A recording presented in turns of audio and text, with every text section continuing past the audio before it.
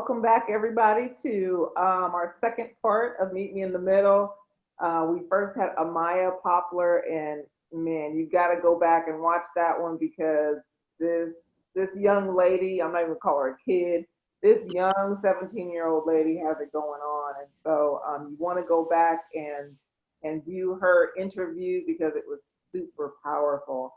And to continue the power, we're going to talk with Toya Poplar, which is her mom. And Toya, I see you as, and I know that you have probably so many titles, but mentor, author, speaker, Right. spiritual advisor. What else, Joy? Writer. Oh, did you Oh, say that? writer supreme. Yeah. Yes. So, we're going to go into this segment with you and just ask you some questions. Now, Joy and I had talked a little bit earlier about Save Our Sons, and I don't know that I've done as much research as I should have. So if you could share with us what Save Our Sons is all about. Okay, Save Our Sons is the brainchild actually of April Boddie. She called me and was like, sis, we need to do something to talk to our youth about police pullover etiquette. And this was back the year of Philando Castile, Alton Sterling, and we just saw young Black males being educated by YouTube on what to do during a police pullover stop. So we gathered several men of integrity that were all Black. The founder of the Huntsville Inner City Learning Center, Art Leslie, at the time, the late Art Leslie, he volunteered to host it in his space. And so we gathered and we invited these men to speak into the lives of young men. And we recognized that it was vitally important for us to just take a back seat and let these men speak. And what we found was these men all had stories of how they had been stopped by the police, and they were keenly aware that their conversation and their conduct is what got them home safely. And so they skillfully shared that with those young men. And we had a few mamas. We had a white mom who was caring for young Black men who were kind of like foster kids. And she had a story of being stopped with her sons and the car being surrounded with guns drawn. She was able to see things that she knew because of the presence of the young men who lived in her household, that she was exposed to, that she wouldn't have otherwise even been aware of, in terms of how they were treated so differently during a routine traffic stop. So that's where it came from. We knew that food, April is a chef. She's an author, but she's also a chef by trade. And she was like, hey, sis, everybody's got to eat. Why not eat together? And we were trying to think of what to call it. And we both simultaneously said, she said, there's just a state of distress. And at the same time, we were like, SOS, save our sons. Like, it was just one of those organic moments that that we just marvel at the very humble beginnings, but how vitally important and necessary those gatherings have been, and how there are still people who can't see the need for why we gather. Okay, so my husband Roger and I have been to several of the Save Our Sons event, but and of course the pandemic has changed the gatherings a lot, but I'm going to say in a typical time period, when you first started and up until pandemic, talk about what a typical Save Our Sons gathering looked like and how often and all that kind of stuff and where and everything. Okay, so what happened was, from that very modest meeting, the first one that we had, the civil unrest just continued to increase, and we saw the need to gather again. And this time we knew it was important April and I live in a very diverse world.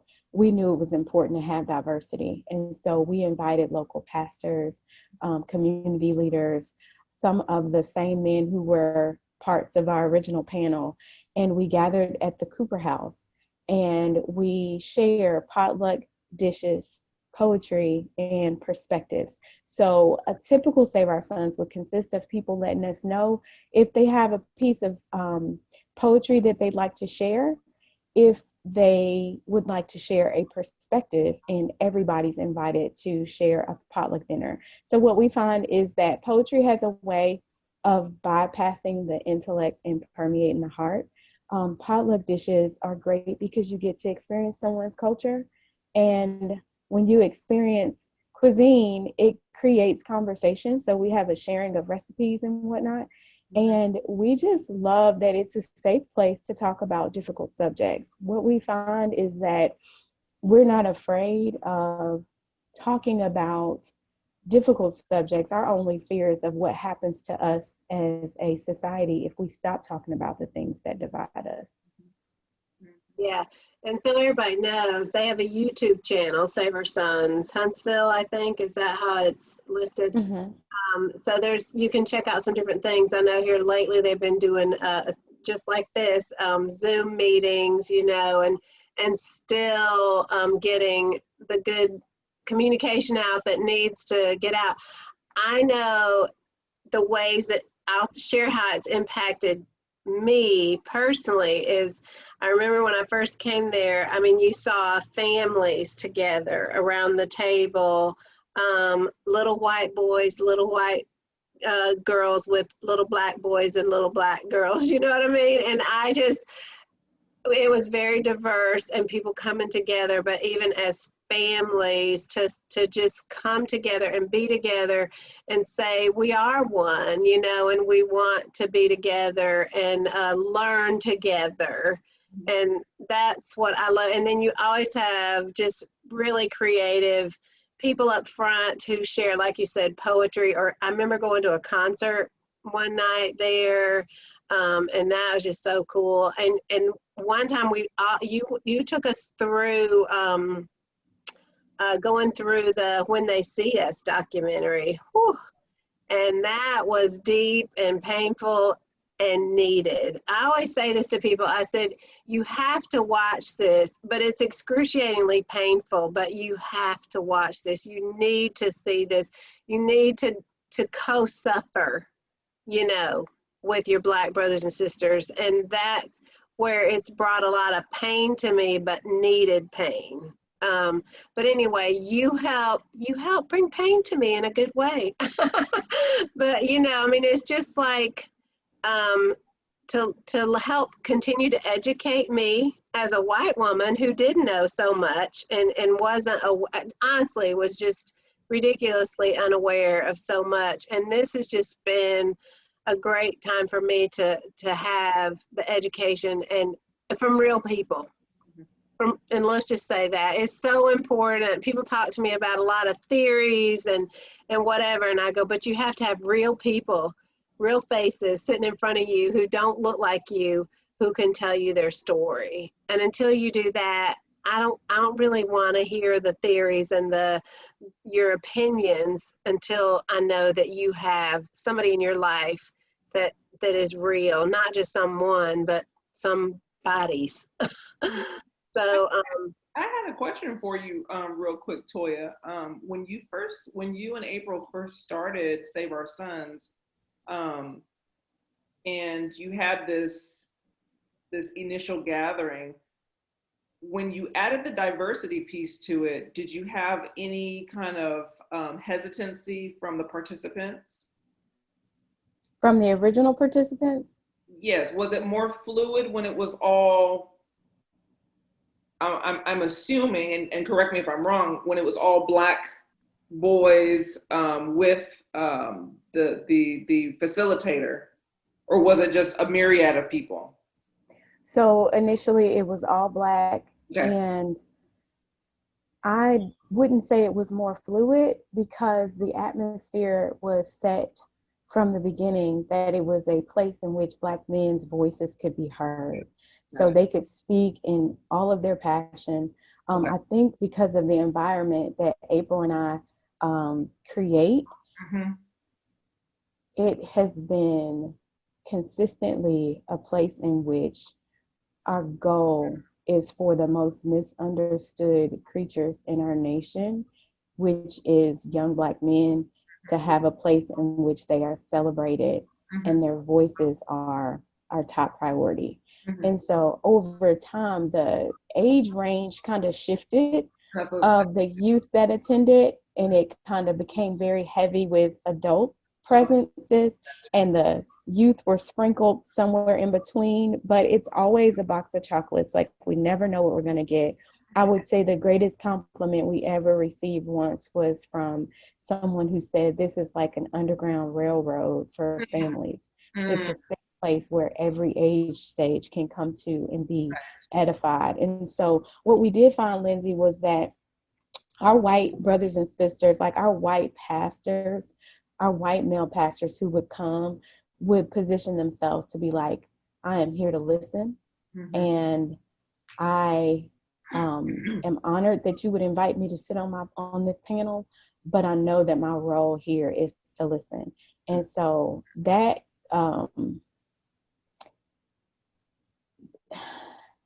the fact that we've created an environment where Black men can be heard and not perceived as hostile. Like, prior to Save Our Sons, my experience with multi-ethnic church spaces have been that all the people of color have to conform to be like less threatening versions of themselves. Yes. And so by the time you get through watering down or dressing up, or I don't even know the word, it just— Or making people feel comfortable. Yes, it becomes this like pervasive colorblind space that's ineffective. And so I'm grateful for the Pastor Alex Shipman's, a Black pastor who has he pastors a multi-ethnic church space, who's been one of our most faithful supporters, the Roger Martins, the Bruce Martins, super faithful and consistent. Like, I feel so blessed that everybody can come and be the joint that God called them to be, and supply what God called them to supply, and have a reverence and respect for everybody's voices. Like, our kind of motto and mantra has been teamwork makes the dream work. And we've literally been able to see how little, like, I don't know, like just how God can take a little and do a lot with it. And many hands make for light work. We have Jemima Hand, who facilitated the When They See Us panel discussion. He also taught us for Juneteenth. For a lot of people, even people of color, it was their first time hearing about Juneteenth. So we've been really blessed to have people come and support, understand, listen, empathize. Like, I just feel, the word ally has been thrown around so much over the course of the last few months. And I would just have to say that we go a step further and just say we're family, because for the people who've been consistently rocking with us, they're more than allies, they're more than advocates, they're brothers and sisters in Christ who bear our burdens with us, and weep with us, and lament with us, and mourn with us, and also celebrate with us. So I know that was expansive, but I just wanted to paint a picture of how rare the environment is. Like, for a lot of people, it's hard for them to believe that we've been gathering since 2014, and it's never been an adversarial atmosphere. Yeah, that's a blessing. I was going to ask you, when was the initial year of the birth of it? 2014. That's incredible. Can I just say, I'm pretty sure, I think it was Save Our Sons where I first learned about Juneteenth. I never knew about Juneteenth. And didn't Jay Myhan do that whole thing too with, presentation and the whole bit? And I'm just sitting here wide-eyed, like, oh my goodness. Why do we not hear these things? Why do we not hear about these things? Were we not listening, or is it not spoken? There's just so much, and I have learned so much, and I have felt it an honor to be there and to, go through talking about this together. Because one thing I love that you do at Save Our Sons is is you give opportunity for open dialogue there. You know, you're not just up there lecturing people, even though, you know, I need to just sit and listen, but you give space for openness so people can talk about, like, I have this question.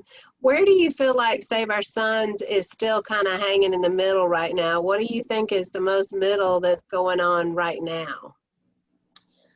Right now, I would say that we've gained so many new supporters in so little time that what breaks my heart is they've never experienced an on-site Save Our Sons. And so they're getting a lot of information in the absence of the revelation that we experience when we gather.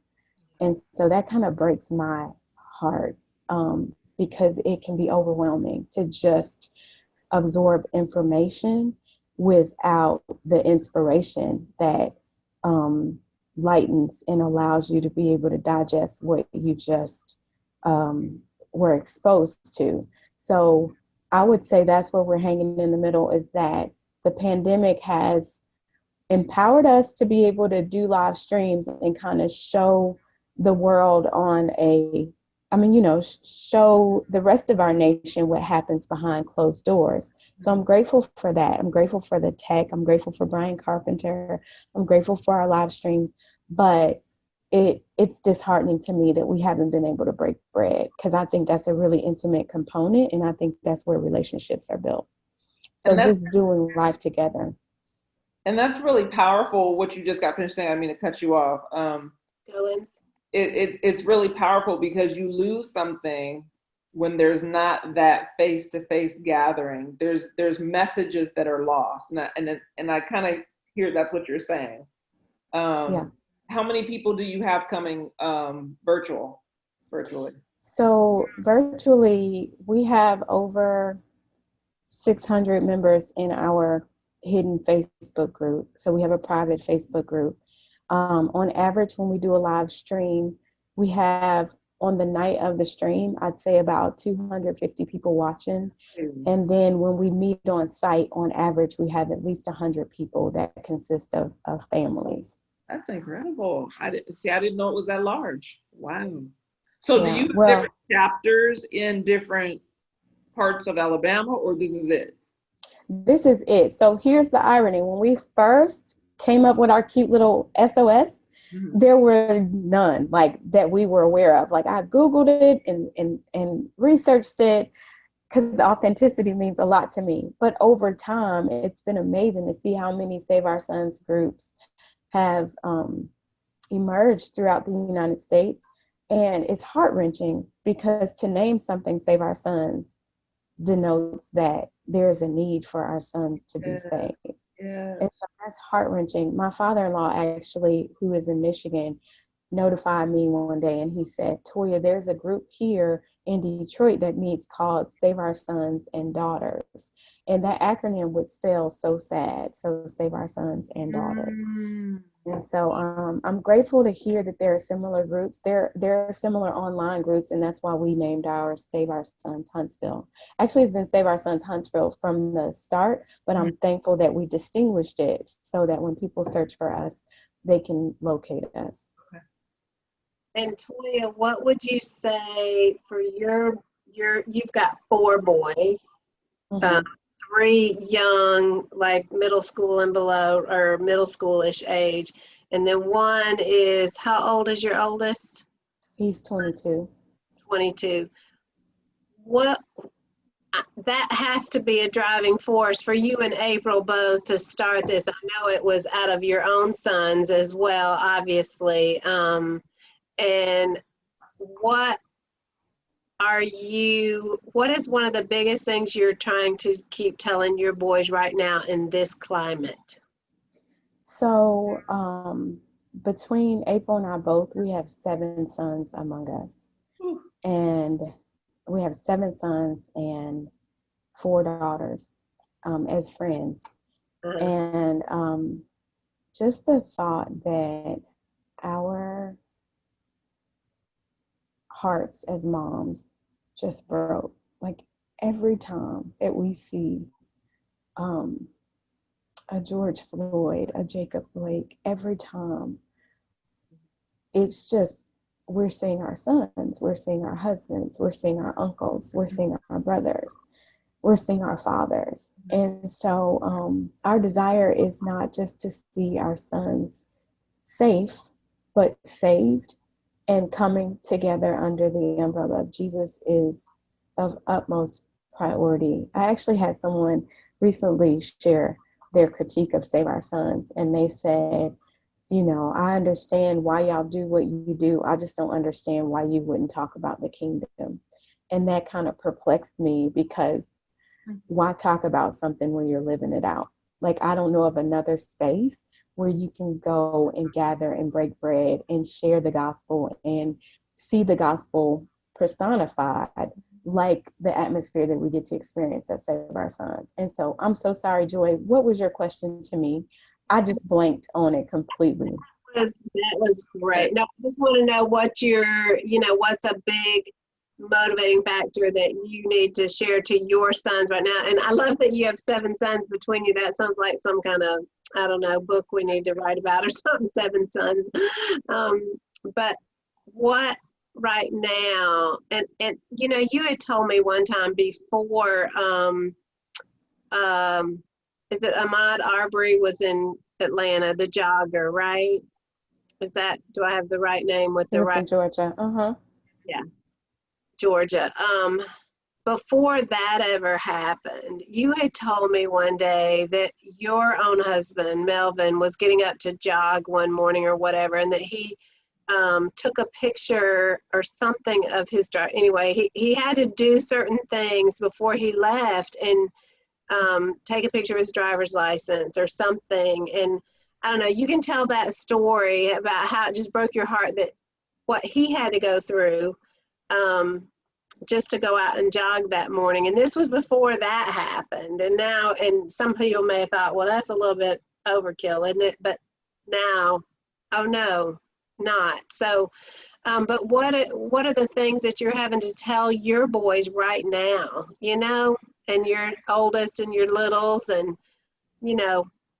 So here's the deal, Joy. My husband's been a Black man his whole life. So these kind of preemptive strategies aren't new. Like, we might just be hearing about them, but we've been together since I was 16 and he was 17. And he would tell me things like, I just see him like get dressed up to go to the bank. And I'd be like, babe, it's your money. Why are you getting dressed up to go to the bank? And he'd say, you're not a Black man. So when we fly, he'd wear a shirt and tie. And I'd be like, why are you flying with a shirt and tie on? I want to wear the closest thing to pajamas when I fly. And he'd say, Toya, you're not a Black man. Like, I have countless stories to where even I could not see what I could not see. And over time, as I started to see, I realized if I had a dissonance and I'm a Black female, I was aware of some things, but some things I would think were extreme.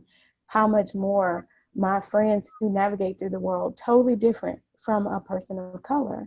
And so when people can't see their privilege, it's sad that, like, I grew up in a city to where the emphasis, like, we got a primary education and we got a secondary education. And that secondary education was, don't let your good be evil spoke of. That secondary education was, you got to be twice as good. That secondary education was, you need to act like you got some sense. Like, there was so much respectability politics that was imposed and ingrained in us to where it becomes your responsibility. Like, if something goes awry, even though this person in authority or this officer has all this training and this is their career path that they chose, somehow it still was taught that it was our responsibility to de-escalate any situation. Control. Yeah, and to remain calm and to use your words to navigate through whatever you were walking through. And so I teach my boys those same things. But what's terrifying for me is I feel like it's not working. Like, the unrest that I see, the fact that Ahmaud was just jogging, like, the fact that I hear these dialogues where people justify the excessive force in shootings like Jacob Blake. When I saw that man's stature and that you could restrain him by holding his t-shirt, I thought, why not just tackle him? Why not throw down your weapon and just give him a bear hug like you would an autistic child? Like, I just am so perplexed to see the excessive force, because my mama heart breaks, because I know that with everything that I teach my boys, it's still not enough to keep them safe. They can have the greatest diction. They can use all their manners. You look at Elijah McClain, and that baby tried to navigate through that situation by actually complimenting the people who were abusing him. That's devastating for me. And so I really, I'm running out of strategies. Well, it makes you want to feel hopeless, because the young man that just shot 2 people, and he was 17 with an AK-47, and he was complimented by the police for protecting himself and given water. And I, like you, both are parents, but I, like you, Toya, have a 24-year-old young man who his father taught him to have self-respect, to be articulate, to work twice as hard, all of the litany of things that you just named off. And yet there's a part in my heart when I don't talk to him every day, and he lives 5 hours away with his sister. When he drives home, like he's coming home this weekend, and he likes to drive late at night because he thinks he's invincible, but he's also aware of everything going on socially. What keeps me awake and what keeps me on edge, and not that I'm not submitting it to the Lord, but it just, my humanity, it keeps me on edge as a Black mother, is my son told me, Mom, if something like this happens, I'm going to die. Now, he didn't say he's going to die because, you know, he's going to be necessarily, I mean, he believes that part of the scenario would be him being mistreated, but he would die standing up for what he believes are his human rights. But to hear your child say that leaves you on total edge. Knowing what type of child I have, knowing that my child's gonna look you straight in the eye, and that might be offensive to a person in authority. My child is gonna speak his mind, even though he's a 24-year-old young man. Yeah. Okay? He's not going to back down. Yeah. He's going to have a sound, factual argument to protect himself. And if you put hands on him, he's going to defend himself. That has me on pins and needles. It's terrifying. It is. It's terrifying. And so you pray and you ask God to cover your children, and at the same time, like I said, humanity is battling right here, because it's like, okay, Lord, I know you're in control, but you know I'm Mama Bear and I want to be in control. Yeah. Yeah. So I can totally relate to that. I can totally understand the angst that it produces in a person, you know, and that's the what did Amaya say? The tone deaf. Yeah. Yeah, that's exactly what That's it is. the tone deaf, kind of like a juxtaposition that we're put in with society. Yeah. You know, I don't see color. No, you gotta see color. Well, Lindsay, to that point, we have a private community group where I live, Okay. And we live in a very rural area.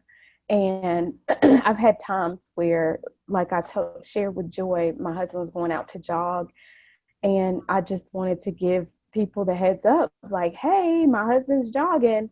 And I got a very dismissive response from a neighbor, and love her dearly, but it was that tone deafness that was like, oh, Melvin's fine. He's a great guy. Like, as if him being an awesome dad or a hard worker or whatever was going to protect, because within that same time frame, my husband was out jogging and someone in our neighborhood pulled out their cell phone and recorded him while he was jogging. And you can imagine how threatening that feels for someone to even hold up a device. Yes. While you're jogging. It was not light outside yet, so you don't know if this person has a weapon or if they have their phone. But the fact that he pays a mortgage in this community, like the person who recorded him, I just started pleading with him to go to the YMCA, because it just left me at such a heightened state of awareness. And even when it comes to my son and my godson, they were gonna go drive through some backwoods area to play video games. They are brilliant kids. My godson, perfect ACT score. Like, they're just brilliant kids. And before they left, I said, can I pray for you guys? And they're looking like Auntie Toya, but they were wearing hoodies and they were gonna be driving. And I just was like, I just want to pray for y'all. And so I know that sometimes as believers, we feel hopeless when we say things like, all we can do is pray. But the absolute best thing we can do is pray, because it is truly up to God. And much like you said with your son, Lindsay, my son is highly intelligent. His voice rises when he's stressed. He has a nervous shake. And someone would think that he was unstable or that he had a weapon. And he is the kindest, lying, or that he's on drugs or something. And same trait with my godson. His voice, very outspoken. His voice rises when he's passionate about something, and that just scares me that we have to have like the Central Park criminal. Like, you've got to be the perfect kind of Black man in order for people to hear your story. A bird watcher, an Ivy League educated. Like, it just breaks my heart that not every person is treated with the equity and dignity and respect that they should be, just for being a human being, particularly people of color and young men. It's just heart-wrenching for me. I have a friend in Georgia, and she is a Black lady, and she has two sons, and I forget which one of the situations, whether it was George Floyd or another one, but she just sent a message like, I can't stop crying because it's just like that was my son, you know, and it was just so personal, you know, to her. And she said, I'm so worried about my son, who is in the medical field. And but she said he has, you know, like maybe getting off his shift late at night or something. And she said, I'm so afraid for him that he'll get pulled over or something. And so we're not here to say that all policemen are like that or anything like that. But there's a reality that a lot of people just don't see, don't want to see, or aren't listening, or tone deaf to, like Maya said. And it just breaks my heart. You know, I have two sons, and, you know, we talked about this before. We had an interview with Shaquila Willie way back when. I think that was our first Meet Me in the Middle, and it was talking about raising Black boys. She's got a son who I think is about 12 or something. And she was saying some of the things that she says to her son before going out to school, and like what to wear, what not to wear, you know, when to put your hood up, don't put your hood up, thing.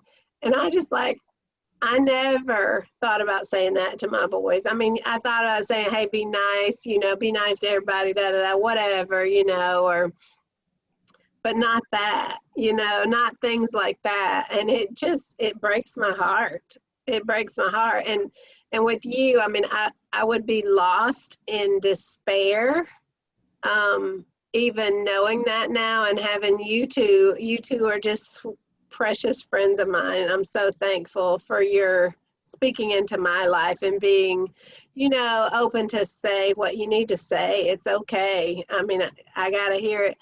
But sometimes I think, God, I don't know if I can handle this pain of it for my Black brothers and sisters. But somewhere God gives us hope. And like you said, prayer, is not a trite thing that we do as believers. Right. Prayer is calling the forces of heaven and God over our children, and our grandchildren or whatever. I mean, Lindsay's got a cute little Black grandbaby too, and yeah, I mean, I just long for God to keep giving us hope, in the middle of such unrest. And I guess all I can say of hope to you is I'm with you. I'm with you, girls. You're my sisters. So that's the hope that I can give. I don't know. Lindsay, you got any more hope to share? I just want to say that thank you for explaining what Save Our Sons means. Thank you for letting God use you and April to start such a powerful ministry. It's another resource that I can definitely tap into as a mother of a young Black man, and I can send to my son and my husband and my daughter, and just pass it on, because my son, he would love to engage in a group where he can find fellowship and freedom to speak, and to have a safe place. He's always looking for resources like that. So thank you for letting God use you to be a conduit to the community in such a powerful way. And I know that since he started it, he's going to bless it. He's going to continue to bless it exponentially, so that at one point we're all singing on the same note. Amen. That's beautiful. Well said, Lindsay. Can I share one more component of Save Our Sons that I left out? Actually, probably two more components. One of which is that we recently partnered with an organization. It was right prior to the pandemic, so we didn't even really get to announce it within our group. And it is an acronym, RYAN. It's Reaching Youth Across Nationalities. And the founder of that group, her name is Kasha Edwards. And it is for survivors of bullying. Her brother was actually killed for standing up to a bully. And so it's a homicide survivor. And she has joined arms with us because she just believes in our heart for racial reconciliation. And one of the unique things about our group is that we have local officers who support our group as well. And we're very thankful for the dialogue in which our officers come in and they're willing to be vulnerable and transparent and humanize the officer's plight. And so as believers, that's really important to us, that all voices are heard and that we are actively tearing down some of those adversarial walls that exist between law enforcement and youth, and just the misunderstanding. It's amazing what happens when you get to hear someone else's story. And we have Officer Tory Green, yes, who has faithfully been willing to come and share his heart and his convictions. And we just greatly appreciate the perspective that he brings. It adds so much value to our group that we get to dwell together in unity and know that if we want our grandchildren to live in a different, united United States, then we have to learn how to navigate together. And it starts with us. And so I thank you guys for the opportunity to share. Save Our Sons is very near and dear to my heart. And it is special to me that many who could not see while we gathered are now seeing it in hindsight, and they're seeing it as one of the only, I don't want to say only like we're so exceptional, but they're seeing it as something that bridges their faith with the desire for justice that they have, that they can align their hearts with and not secretly side eye. And so unto the pure, all things are pure. And I'm thankful that we have been able to be clean streams for the Father to flow through as a nonpartisan group, that our goal is ultimately that we would love our neighbor as ourselves, every nation, every tribe, every tongue. And I'm just grateful for the people who have consistently supported us in that effort, and they get it. Mm-hmm. And that's the essence of kingdom work. Yeah. And you are living out the kingdom, sister. Yeah. I've been there. And just so you know, guys, Save Our Sons is not just a place where sons go, or fathers and sons, or Raj and I are both empty nesters, so our children don't even live in the same state with us. So older people can go. It's for everybody, because we all need to be a part of a community like this. So if not Save Our Sons, please find a community like this that is diverse, where you can sit at the table together and get to know each other. And like Toya said, listen. So this is a community that all ages can come to, whether even if you don't have children at home anymore. It is just really, really a good community to be a part of, learn a lot. You are living out God's kingdom, Toya Poplar and April Boddie out there. How can so give a shout out as far as times that you meet, when, how, what the YouTube is and all that. Give a shout out. Okay. So you can find us at Save Our Sons Huntsville on YouTube, and you can watch our past live streams. You can go to saveoursonshuntsville.com or .org, and you can pull up our all dates calendar. You can join our private Facebook group if you just search for Save Our Sons Huntsville. Okay. And I'll put that in all the descriptions too, but that's really good. Okay. Guys, come back. We've got more. There's so much more. Toya is so full of just wonderful things. So come back, and we'll see you next time. Thank you.